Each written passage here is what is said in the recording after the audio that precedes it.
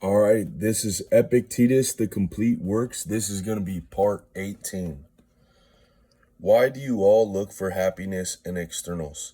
It's not to be found in the body. If you don't believe me, look at Myron or Ophelius.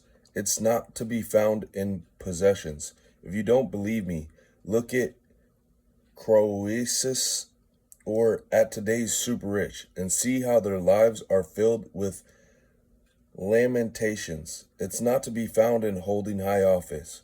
If it were, men who've been consuls 2 or 3 times would be happy, but they aren't. Whom shall we believe on this?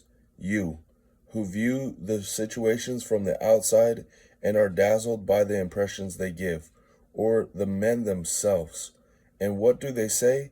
Listen to them as they complain and moan, regarding their situation as more pitiable and more dangerous precisely because of their consulships, their high standing in society, their glory. It's not to be found in kingship. If it were, Nero would have been happy, and so would some other name I can't even pronounce. In fact, even Agramonian wasn't happy, though he was a better man than even some other name or Nero. But while everyone else is fast asleep, what's he up to? He was pulling hair by the handful from his head by the roots. And in his other words, I'm lost, and I'm in agony. My heart is pounding in my chest. Because another truly delightful strand in the cynic's life is that he's certain to be lashed like a donkey, and that while being lashed, he must love those who are doing it to him, as though he were the father or brother of them all.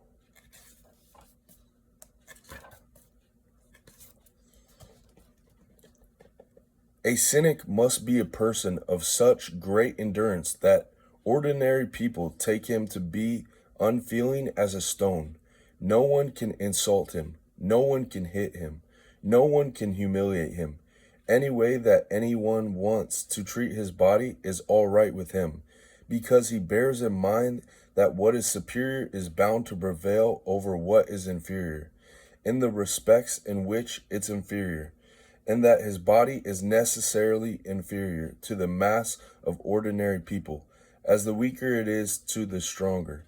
So he never gets involved in this contest, which he can only lose, but instead completely renounces everything that's external to him, and claims nothing that's enslaved as his own.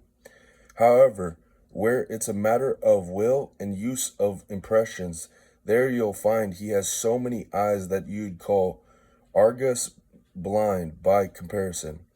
Does he ever rush too quickly into assent? Are his inclinations random? Is his desire ever disappointed? Does his aversion ever encounter what it wants to avoid?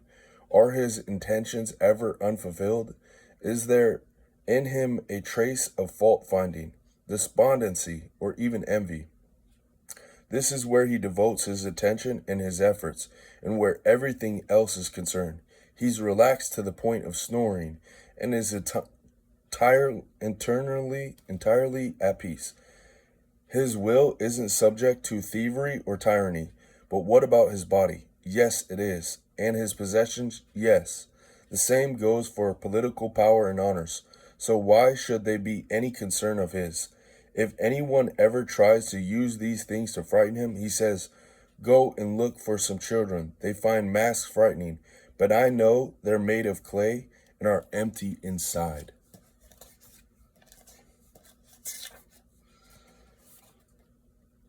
Those that are subject to impediment, removal, and constraint aren't his, while those that aren't subject to impediment are. We should enjoy the company of those we're with and not regret the absence of others. And they say that a human being, in addition to having greatness of mind and the ability to see unimportance of everything that isn't subject to will, has his further attribute. that he isn't rooted or attached to the earth, but moves from time to time to different places, sometimes driven by certain needs, and sometimes just to see what there is to see. Whom would he, whom he would then abandon without regret, without a sense of loss, and without feeling that he was leaving them orphaned. He knew that no one is an orphan, but that always and forever everyone has a father who cares for them. The point is that for him, it was no mere story he'd heard that Zeus is the father of humankind. He regarded him as his father, called him father, and took him into account in all he did. That's how it was possible for him to live happily wherever he was. It's never possible for happiness and hankering after things to coexist.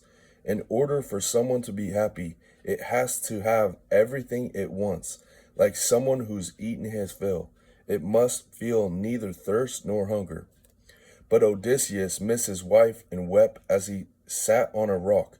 So do you trust everything Homer says and believes in all his tales?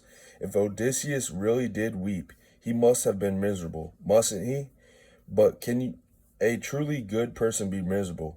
The universe is badly governed indeed. If Zeus doesn't make sure that his fellow citizens resemble him in being happy. No, it's unlawful and impious to be entertained any such thought. So if Odysseus wept and mourned, he can't have been a good man. How can someone be good if he doesn't know who he is? And no one knows who he is if he's forgotten that everything that's born will die, and that no two people can be greater forever, to be together forever. So wanting the impossible is slavish, idiotic, and the mark of someone who's a stranger in the world and is fighting God with the only weapons at his command, his judgments. But I am insisting that a person shouldn't unconditionally want what isn't his. But what if friends of mine in Rome die? Well, that's just the death of some mortal beings. Do you really expect to reach old age without seeing the death of any of those you love along the way? Don't you realize that over a long stretch of time, all sorts of different things are bound to happen? A fever will get the better of one, a robber of another, a tyrant of the third. That's the nature of the world that we live in. That's the nature of the people who live alongside us. Cold, heat, malnutrition, land or sea travel, winds. There are all kinds of accidents that kill people, drive them into exile, or first force them to leave on an embassy or a campaign. Settle down then, and I'll let all these things upset you, 'cause your grief and make you wretched and miserable. Be at the mercy of something other than yourself, and not just one or two things, but countless thousands. Anyone who affects qualities that do not pertain to him shall be a charlatan, an impostor. Anyone who refuses to be compliant to the divine dispensations shall be an object of contempt, a slave. He shall feel distress, envy, pity. In short, shall be miserable and querulous. I think that's a good point to stop because the next part's a little bit longer.